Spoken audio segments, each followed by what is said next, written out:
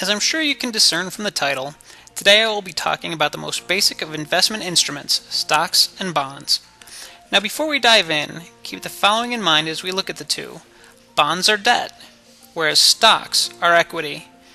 This is the important distinction between the two securities.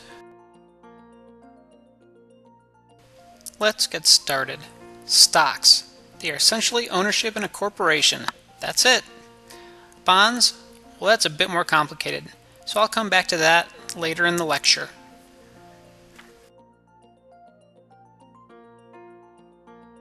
As I was saying, when you buy a stock, you're buying ownership in a corporation.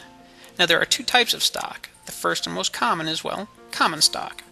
Common shares represent not only ownership in a company, but also a claim on a portion of profits called a dividend. Investors also get one vote per share to elect board members who oversee the major decisions made by management. Over the long term, common stock, by means of capital growth, yields higher returns than almost every other investment. This higher return comes at a cost since common stock entailed the most risk.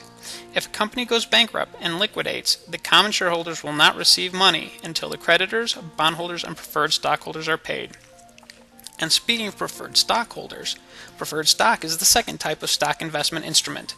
Preferred stock represents some degree of ownership in a company, but usually doesn't come with the same voting rights. With preferred shares, investors are usually guaranteed a fixed dividend forever. This is different than common stock, which has variable dividends that are never guaranteed. Another advantage is that in the event of liquidation, preferred shareholders are paid off before the common shareholder. Preferred stock may also be callable, meaning that the company has the option to purchase the shares from shareholders at any time, for any reason, but usually for a premium.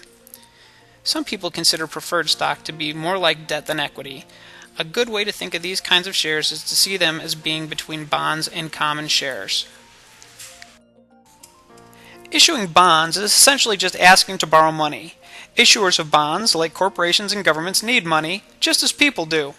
A company needs funds to expand into new markets, while governments need money for everything from infrastructure to social programs. The problem large organizations run into is that they typically need far more money than the average bank can provide. The solution is to raise money by issuing bonds to a public market. Thousands of investors then each lend a portion of the capital needed. Really, a bond is nothing more than a loan for which you are the lender. The organization that sells a bond is known as an issuer. You can think of a bond as an IOU given by a borrower to a lender. Now you may have noticed that I have quotes around the word bond. That is because a bond is actually just one of three main categories of fixed income securities classified according to the length of time before maturity. The first category is bills, debt securities maturing in less than 1 year. The second category is notes, debt securities maturing in 1 to 10 years. And the third is bonds, debt securities maturing in more than 10 years. But that is just scratching the surface when it comes to bonds, which is the term we will continue to use in place of fixed income security. Now, understanding the price fluctuation of bonds is probably the most confusing part of this lesson. In fact, many new investors are surprised to learn that a bond's price changes on a daily basis, just like that of any other publicly traded security. Up to this point, for simplicity's sake, I've presented the concept of bonds as if every investor holds them to maturity. And it's true that if you do this, you're guaranteed to get your principal back. However, a bond does not have to be held to maturity. At any time, a bond can be sold in the open market where the price can fluctuate, sometimes dramatically. Now, let me introduce the concept of yield.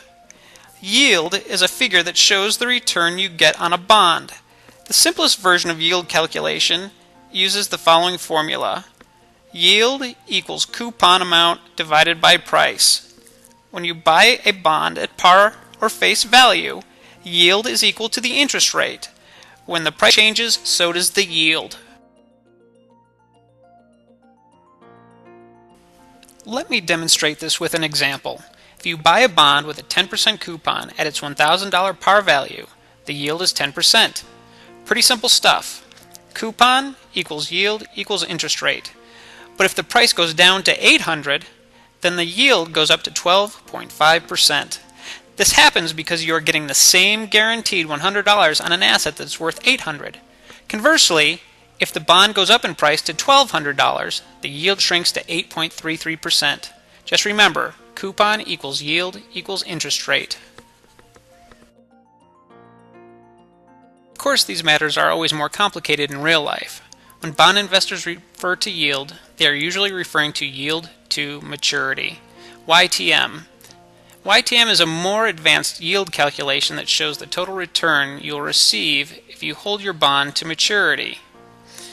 It equals all interest payments reinvested at the same rate as the current yield, plus any loss or gain from purchasing at a discount or a premium.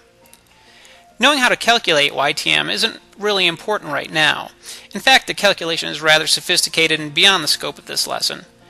The key point here is that YTM is more accurate and enables you to compare bonds with different maturities and coupons. So as you may have noticed, the relationship of yield to price can be summarized as follows. When price goes up, yield goes down, and vice versa. Technically, you'd say the bond's price and its yield are inversely related. Here's a commonly asked question. How can high yields and high prices both be good when they can't happen at the same time? The answer depends on your point of view. If you are a bond buyer, you want high yields. A buyer wants to pay $800 for the $1,000 bond, which gives the bond a high yield of 12.5%. On the other hand, if you already own a bond, you've locked in your interest rate, so you hope the price of the bond goes up. This way you can cash out by selling your bond in the future. Now you can see why I left bonds for last. They are quite complicated, but now you have the basics of stocks and bonds, and will be ready for tomorrow's exercise in class. If anything is not clear, please go back and watch that portion of the lesson again. And after that, if it's still not clear, bring it to class. If it wasn't clear for you, then it might not be clear for someone else as well. Good luck!